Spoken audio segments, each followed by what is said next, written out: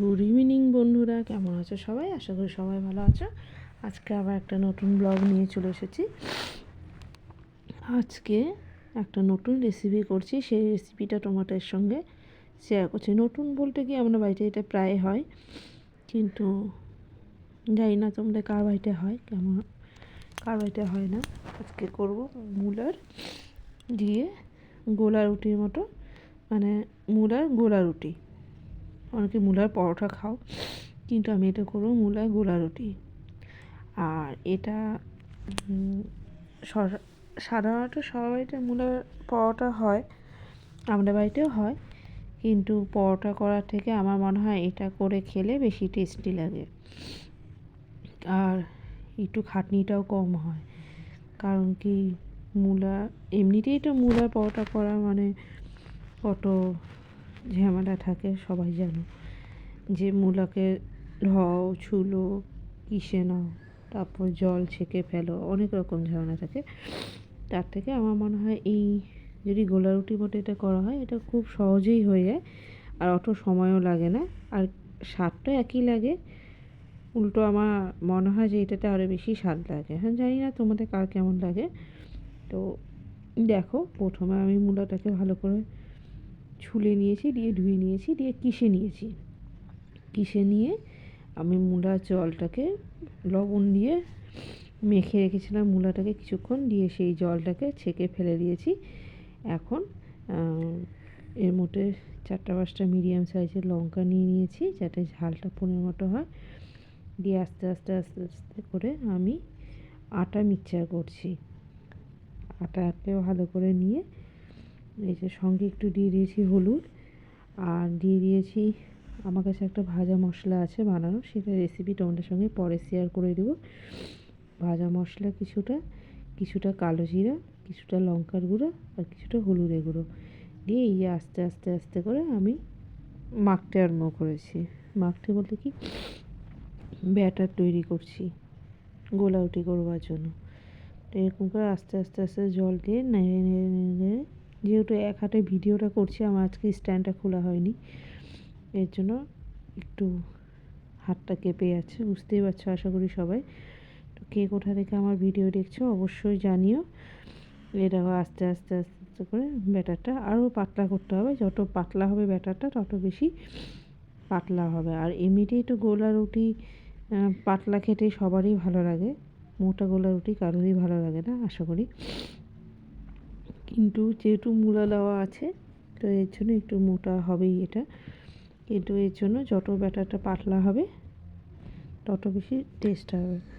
তো এরকম করে আস্তে আস্তে আস্তে দেখে নিতে হবে যাতে আটার কোনো দানা না থাকে। এরপর আমি আমার ফ্রাই প্যানটাকে গরম করে নিই, ওর মধ্যে সামান্য অল্প একটু তেল দিয়ে দিয়েছি। কারণ তেলটাকে ভালো করে আমি ঘুরিয়ে নিচ্ছি, কারণ কি আমি বেশি পরিমাণে তেল দিয়ে করি না, আর এটাতে বেশি পরিমাণ তেলের দরকারও হয় না। এই দেখো, আমি কিছুক্ষণের জন্য ব্যাটারটাকে ভিজিয়ে রেখে দিয়েছিলাম। এই যে আমার মোটামুটি বুঝতেই পারছো কতখানি পাতলা হয়েছে আমার ব্যাটারটা। সেই অনুপাতে এখন আমি আস্তে আস্তে ছাড়বো, ছেড়ে নিয়ে সেম প্রসেস, সবাই জানোই, এটাকে নতুন করে বলার কিছু নেই। আর তোমরা কে কোথা থেকে দেখছো আমার ভিডিও অবশ্যই জানিও। যদি ভালো লাগে অবশ্যই লাইক, কমেন্ট, সাবস্ক্রাইব করো, আর আমার পাশে থেকো। তোমরা যেভাবে পাশে আছো, তোমরা পাশে আছো বলেই আমি এগাতে পারছি আস্তে আস্তে করে, বা একটা সাহস করে উঠতে পারছি যে না, ভিডিও করি। তোমরা যেহেতু সাপোর্ট করছো, তোমরা যেহেতু আমার পাশে আছো, তো এর জন্য আমার আরও বেশি ভালো লাগে যে না, আছে তো কিছু বন্ধুরা তো আমার সঙ্গে আছে, যারা আমার ভিডিও দেখে, যারা আমার ভিডিও দেখতে ভালোবাসে। তাদের জন্যই আমার মনে হয় যে না, এত কষ্টের মধ্যেও বা এত কিছুর মধ্যেও ভিডিও নিয়ে আসি তোমাদের জন্য। তো যাই হোক, আমি অতটা গোল করা সম্ভব না, একেতে তো হাতা দিয়ে করছি, তার মধ্যে এটা আরও একটু মোটা টাইপের হয়ে এসেছে, এর জন্যই গোল অতটা সম্ভব না, একটু ট্যাড়া ব্যাকা হয়েছে, কিন্তু স্বাদে কোনো কম্প্রোমাইজ হবে না, স্বাদ একই আছে। আর আরেকটা, এইটা করার কারণ আরেকটা আছে যে আজকে আমার বোন জামাই আমাদের বাড়িতে আসবে, ওদের জন্য মেনলি করছি। আমার শরীরটাও খুব একটা ভালো না, সর্দি কাশি লেগেই আছে। আমার শরীর আর সুস্থ হচ্ছে না, ঠান্ডা পড়ে আছে, একটার পর একটা আমার লেগেই আছে। এই দেখো আমি উল্টে পাল্টে নিয়েছি। হচ্ছে বোন জামাইরা আসবে, আমার বোনেরও আবদার যে তুই কর। আমার মাও খেতে ভালোবাসে, আর আমার বোন জামাইকে এইটা কোনোদিনও করে খাওয়ানো হয়নি, এই জন্য ভাবলাম যে না, ওকে করে খাওয়াই। আর ওদের আসার মেন কারণ হচ্ছে আমার বোন জামাই ঘুরতে গিয়েছিল রিসেন্টলি দীঘায়। দীঘার যে জগন্নাথ মন্দির আছে সেখানে উদ্দেশ্যে ওর বন্ধুদের সাথে গিয়েছিল ঘুরতে। তো ওখান থেকে আমাদের জগন্নাথ মন্দিরে প্রসাদ এনেছে, সেটাও তোমাদের সঙ্গে শেয়ার করব।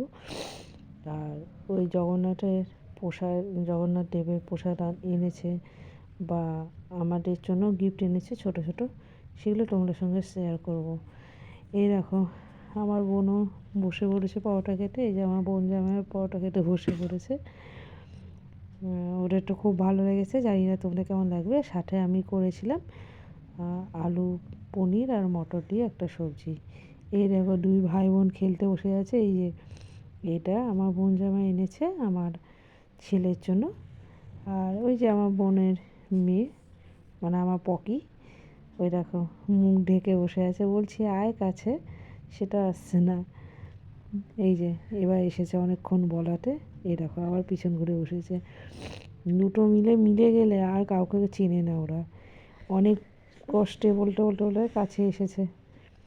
এবার এই দেখো কী কী এনেছে দেখাচ্ছি আমি তোমাদেরকে। প্রথমে এনেছে এই জগন্নাথের প্রসাদ, আর এনেছে এই যে জগন্নাথ দেব, যেটা আমার মায়ের জন্য এনেছে। যাই হোক মায়ের জন্য মানে ওটা পুরো পরিবারের জন্য এনেছে। আর সাথে এনেছে এই গোপালটা, এটা খুব সুন্দর, শঙ্খের উপর কাজ করা পুরোটাই।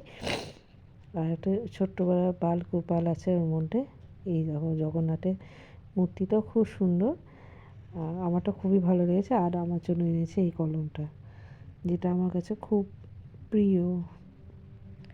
চলো আজকের মতো এখানেই রাখছি, বাই বাই।